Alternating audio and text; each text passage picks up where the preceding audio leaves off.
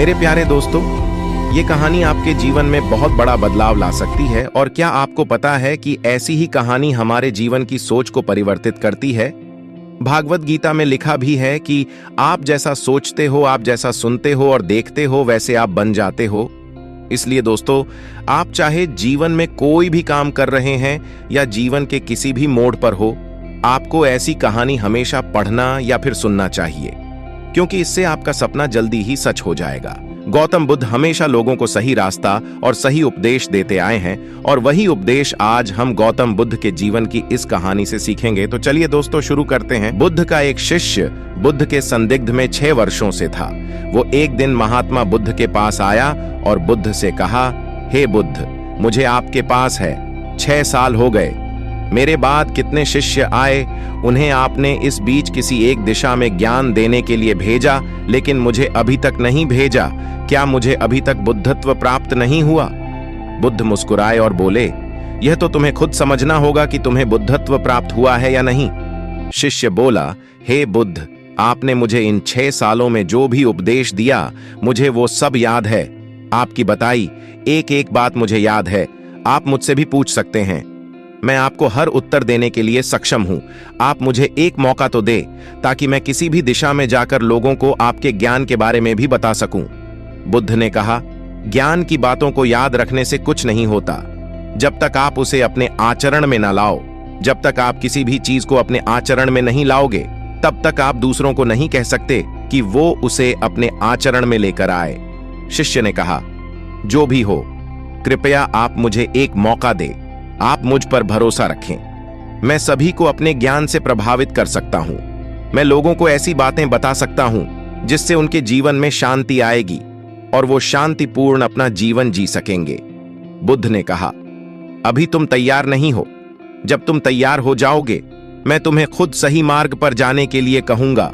शिष्य ने कहा, क्यों बुद्ध, आपने मुझे इन 6 वर्षों में इतना भी ज्ञान नहीं दिया जिससे मैं लोगों को प्रभावित कर सकूं?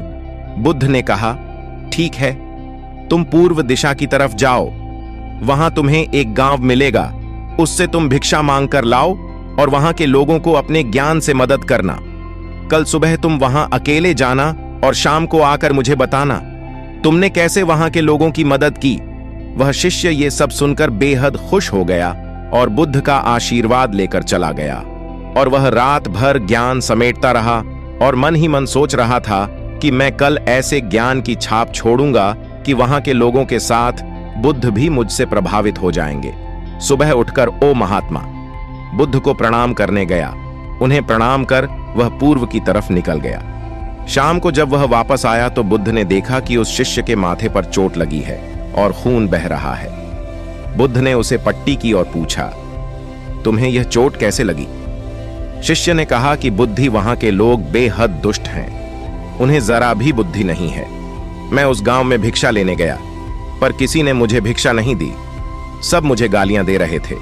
एक व्यक्ति ने तो मुझे भी भिक्षा तो दी, लेकिन नीचे फेंक कर और कहा, इसे उठा लो। मैंने उन्हें काफी समझाया, लेकिन वह मेरी बात सुनने को तैयार ही नहीं थे।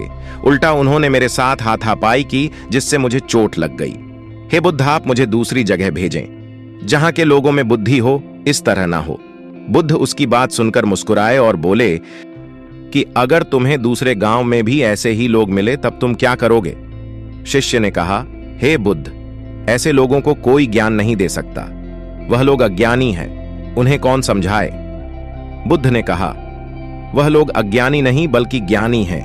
उनके पास बहुत बुद्धि है, परंतु उनके पास खुद का ज्ञान है। अब अगर तुम किसी दूसरे के ज्ञान को चोट पहुंचाओगे तो वह कुछ तो कहेंगे ही। तुम्हें ऐसे लोग हर जगह मिलेंगे, तब तुम अपना ज्ञान उन्हें कैसे दोगे?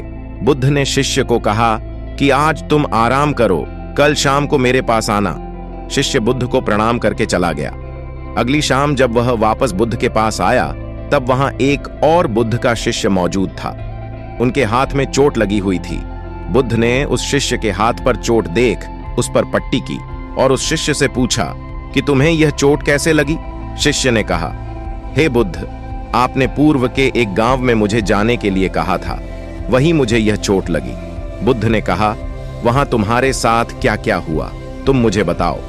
शिष्य ने कहा, हे बुद्ध, वहां पर मैंने सबसे भिक्षा मांगी, लेकिन किसी ने मुझे भिक्षा नहीं दी। एक व्यक्ति जिसने भिक्षा दी थी, उसने भी वह मुझे जमीन पर फेंक कर दी और कहा, उसे उठा लो। मैंने चुपचाप उसे उठाकर अपने पात्र में रख लिया और उसे कल्याण का आशीर्वाद दिया। तब उस व्यक्ति ने मुझसे कहा, आप बड़े ही अजीब व्यक्ति हो। मैं आपका अपमान कर रहा हूं और आप मुझे आशीर्वाद दे रहे हैं। मैंने उनसे कहा कि आप धनी हैं, आपने मुझे दान दिया है, इसलिए मैं आपको आशीर्वाद दे रहा हूं। फिर वहां से मैं आगे गया तो कुछ लोगों ने मुझे वहां से जाने के लिए कहा। उन्होंने मुझे कुछ अपशब्द कहे और मुझ पर कुछ पत्थर फेंके, जिससे मुझे चोट लग गई। जब मैं वापस आ रहा था तब मैंने एक मां को रोते हुए देखा। वह अपने बीमार बच्चे को लेकर चिंतित थी। मैं तुरंत जंगल से जाकर उसके लिए जड़ी बूटी ले आया, लेकिन वहां के लोग मुझे जड़ी बूटी देने नहीं दे रहे थे। फिर मैंने उनसे विनती की कि वह मुझे उस बच्चे का इलाज करने दें। उसके बाद वो जैसा कहेंगे मैं ठीक वैसा ही करूंगा। फिर जिस व्यक्ति ने मुझे भिक्षा दी थी, उसने गांव वालों को समझाया। तब उन्होंने मुझे उस बच्चे को जड़ी बूटी लगाने दी। उसके बाद वह बच्चा ठीक हो गया। फिर गांव वालों ने मुझसे अपने किए गए अभद्र व्यवहार के लिए क्षमा मांगी और मुझे धन्यवाद कहा। फिर मैं वहां से वापस आ गया। हे बुद्ध, आपसे एक विनती है। उस गांव के लोग बहुत भोले भाले और सीधे हैं। क्या मैं रोज उसी गांव में जाकर भिक्षा मांग सकता हूं? ये सभी बात वो पहला शिष्य भी सुन रहा था।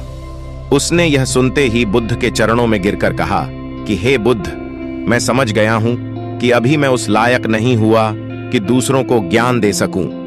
बुद्ध ने कहा, हमें बाहर वैसे ही लोग दिखाई देते हैं जैसे हम भीतर से होते हैं। जब तक हम स्वयं को नहीं बदलते, तब तक हम किसी को भी नहीं बदल सकते।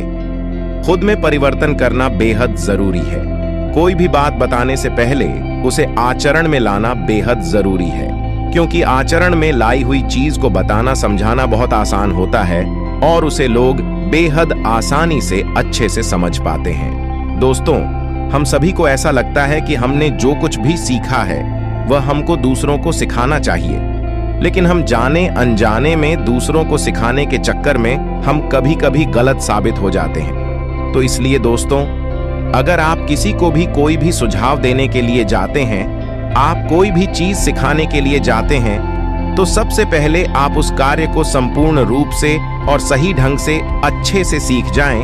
और आपको जब यह पक्का भरोसा हो जाए कि अब मैं इस कार्य को संपूर्ण रूप से सीख चुका हूं, अब मैं दूसरों को सिखा सकता हूं, तभी आप दूसरों को सिखाने के लिए जाए।